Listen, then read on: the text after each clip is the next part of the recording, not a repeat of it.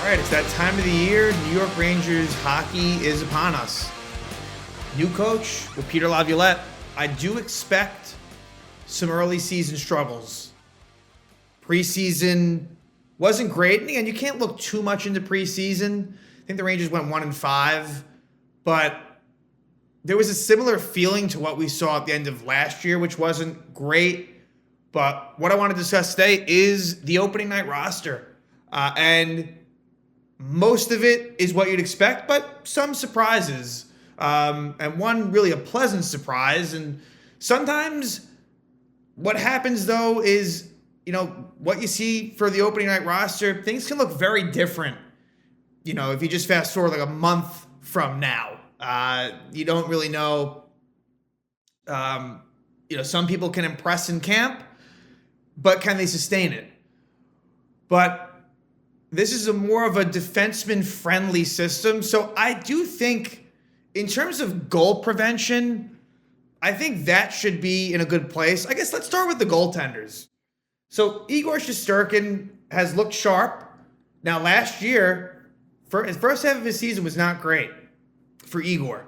But in the postseason, really was the one bright light, specifically. And there's others that Chris Kreider, had a successful series. But Shesterkin kept the Rangers in every game, even though the Devils were the better team.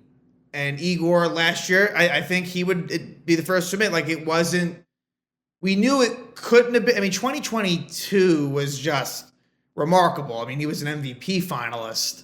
But Igor is someone that should be in Vezina consideration just about every year.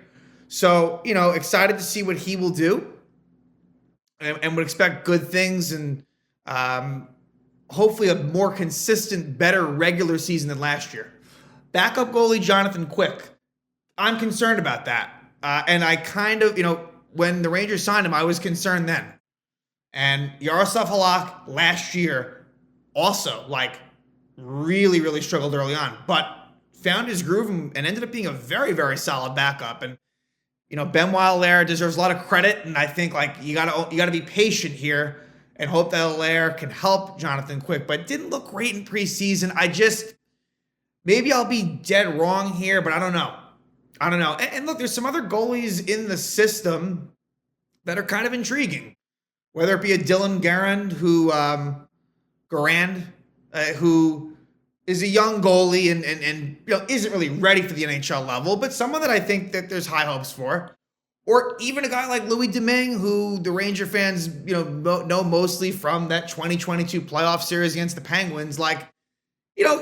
He's certainly a good third goalie. As a backup, Domingue maybe leaves a little bit to be desired, but the point that I'm trying to make is that Jonathan Quick, he will definitely get the opportunity based on his resume, but,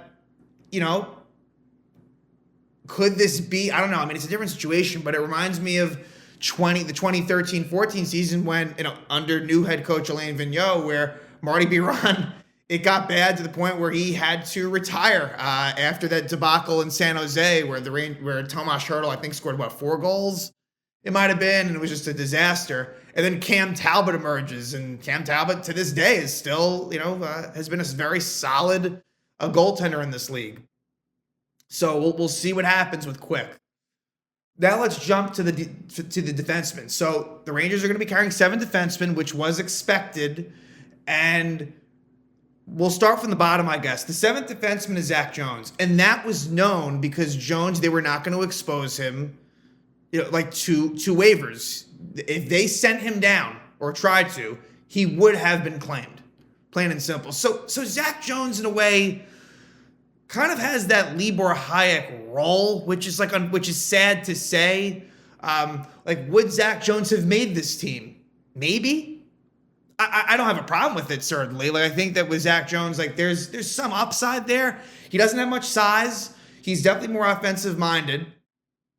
And Jones, I hope that he's not a regular healthy scratch. With that said, though, the third pair is now Eric Gustafsson and Braden Schneider. Eric Gustafsson is probably one of the better left side third pair defensemen the Rangers have had in a while. They've been trying to fill that void for a bit here.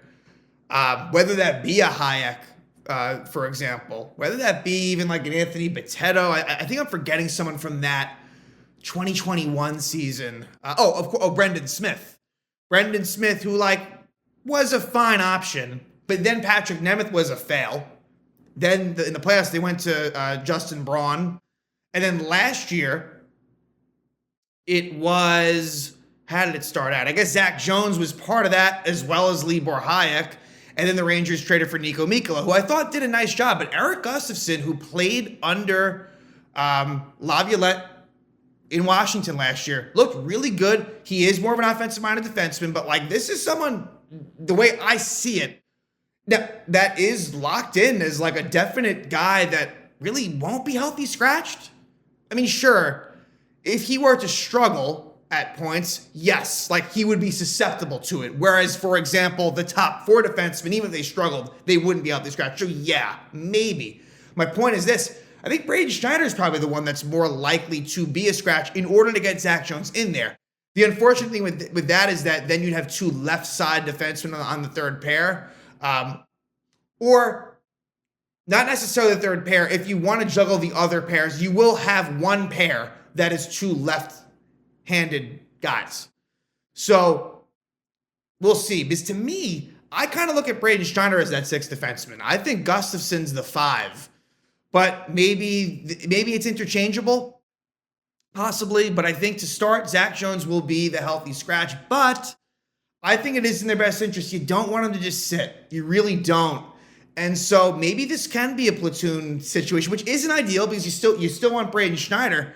They're both young defensemen. They're both 22 years old. It might feel like they're older than that, but they came up at a very young age.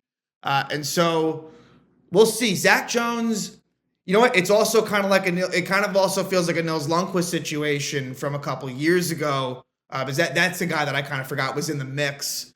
Where, look, like he could be someone that is eventually dealt. We'll see. It'll be interesting. But the defenseman, it's a good look. The defense should be pretty good. And for now, it'll be lingering with Fox and Miller with Trouba. But Laviolette has shown, like, I don't know, they might switch that up at times. And look, I'm open to that. Like, in terms of, I think that they should start out that way. Absolutely. But if there are struggles, I think you can get a little creative. And I think you can, I think you can move Gustafsson up to the top 4 and not have it completely burn you. And so it'll be very interesting to see what happens. Now let's move to the forwards. This, out of everything, was where, the most maneuverability and like the most competition could happen. And that did play itself out. So let's talk about the players that, I should also mention Ben Harper. He was essentially the 8th defenseman. And so he would probably get the first call up, I would imagine, would be Ben Harper. Although like a guy like Mac Hollowell, who's a right-handed guy, showed out pretty well. Connor Mackey was a quick, I thought maybe Connor Mackey would get more of a look. He didn't. Matthew Robertson, I don't know. I wasn't overly impressed by Matthew Robertson. So again, Ben Harper is probably the guy that will get the call, if someone gets hurt. Forward-wise, let's talk about the players that didn't make it first. Johnny Brodzinski was really the one that it was looking like he was going to make it as the 13th forward, and that didn't happen. But he was the one, and look, like, we didn't really know that going in because there were guys like, for example, I guess Alex Belzile maybe comes to mind the most. I kind of thought that maybe like he had a chance as that 13th guy. That didn't come to fruition really at all. There was Riley Nash, who's older and has been around for a while. There were guys, but really Brodzinski is the one where he will likely get the first call. Another guy that, again, like I think that there's definite promise for, of course, is a first-round pick. Brennan Othmann, I think with a good first half in Hartford, could certainly be someone you see up with the Rangers in the second half of the season, maybe even earlier. But I think Othmann is someone that I thought it was more good than bad. He kind of, petered out by the end of preseason, but I thought, I like what I've seen from him, and I think there's definite potential there. So now let's talk about the guy that made it. That honestly, I didn't think. Well, I I thought he probably wouldn't have. Everything being equal, I thought they probably would have went with like a, like I said, a Brodzinski type. But no, Will Cuylle was really, really good. And we saw him last year. I actually went to one of the games that Cuylle played. He played 4 games last year for the Rangers and didn't make much of an impact. He got into a maybe, let's see, was it 1 fight or 2? Must have been 2. So he's willing to drop the gloves, but forget about that. This is someone that was a 2nd-round pick. He is part of, he was traded. The Rangers got him when they traded Elias Anderson to the Kings. So Cuylle was a late 2nd-round pick by the Rangers in 2020. I believe it was 2020. Yeah. And last year for Hartford, 69 games played, 25 goals, 20 assists, 45 points, and a +10. Pretty good. Pretty good in what was his first full season with Hartford. He had played with them a little bit in 21, 18 games. But, yeah, this was someone that was knocking on the door, and he made it. And he is going to play. And here's the thing, he is going to play. And that was a big decision because now that's going to come at the expense of someone else. So that's where things get interesting. So let's talk about the lines and what it might look like. So the first line will probably be, and this is going to change a lot, I think probably across the board, but I think the one line right now that I feel most sure about is Mika Zibanejad centering Chris Kreider and Kaapo Kakko. And it speaks mostly to Kakko. Granted, there's not a whole lot of right-wing competition, but I really hope that he can take this and run. I thought he had a good preseason, and that line has shown good I'm glad they're sticking with that. They should try to stick with that. That combination has done well, and then they kind of went away from it. I think let this go. Let this run, and even if it struggles, give it some time. I think that this is a line that makes sense. And from the Kreider standpoint of it, look, I'm fine. If you want to go Kreider if there's times when you want to go Kreider with Trocheck, totally fine with that. But for now, I guess I'm more speaking to having Kakko play with Zibanejad. Now with Zibanejad, let's hope he gets off to a good start. He's shown to be very streaky and a bit of a slow starter. Now last year, I think about, I guess, the first game against Tampa, he did well in that game. And I think, but overall, I don't know, with Mika, you want to see consistency because again, he can be streaky. So yeah, that's the first line. Then let's talk about lines 2 and 3. It appears as if line 2 will have Filipino, who did get hurt for a little bit in training camp. He will be centering Artemi Panarin, and right now, this where it's a little up in the air. Will Cuylle, who is a left wing, the last Ranger practice, he was on the right wing with them. And that's interesting. But the big takeaway is, and I like this, having Cuylle with Panarin. Now, that has not been a combination much. And could it change quickly? It could. But I really hope that they can stick with that because I really think that Cuylle with Panarin could be very interesting.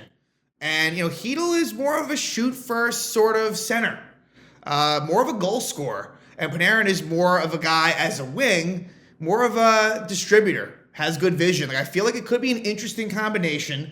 They both like to carry the puck, which I guess is, could cause some problems. But yeah, but it's interesting. You have Cuylle on that right side. So,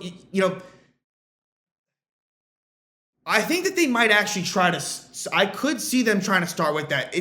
Cuylle is going to need to be defensively responsible, which that is part of his game. I think that he is someone that has some two-way ability, but of course he's a young player. So I guess I do worry about it on that line defensively. You're hoping to see some growth from Filipino. And we have slowly but surely, but he's not a guy that has really ever been close to being a penalty kill guy, but it takes some time. Look at Chris Kreider, the beginning of his career for years and years. You never thought he'd be a penalty kill person, but now he is. So, we'll see. Now let's talk third line. It would appear right now it might be Alexis Lafreniere, who we'll talk about him. Trocheck centering, and then Blake Wheeler on the right side. So what I take from that is Trocheck and Wheeler being a combo. I think that Lafreniere and Cuylle, that could switch, right? It might end up being Lafreniere on that right side with Cuylle and Panarin. Although again, I certainly worry about the defensive side, and Lafreniere is more comfortable on the left side. But hey, He's going to have to go on the right. If it's going to have to be Panarin and Kreider on the left side, it's going to be Lafreniere that's going to be the one that's going to have to be on the right. That's been a conversation before. Lafreniere, I was not impressed with him at all by what I saw in exhibition. This is a really big season for him. And fans are starting to get frustrated. That's the sense I get, where he was really being defended for a while. I don't sense that anymore. I think that, this is big for him. And hey, there is a world in which he could be a healthy scratch at times. Now, we're not there yet. I'm just saying, that exists. I hate to say it, but it exists. But yeah, so Trocheck, this will be interesting.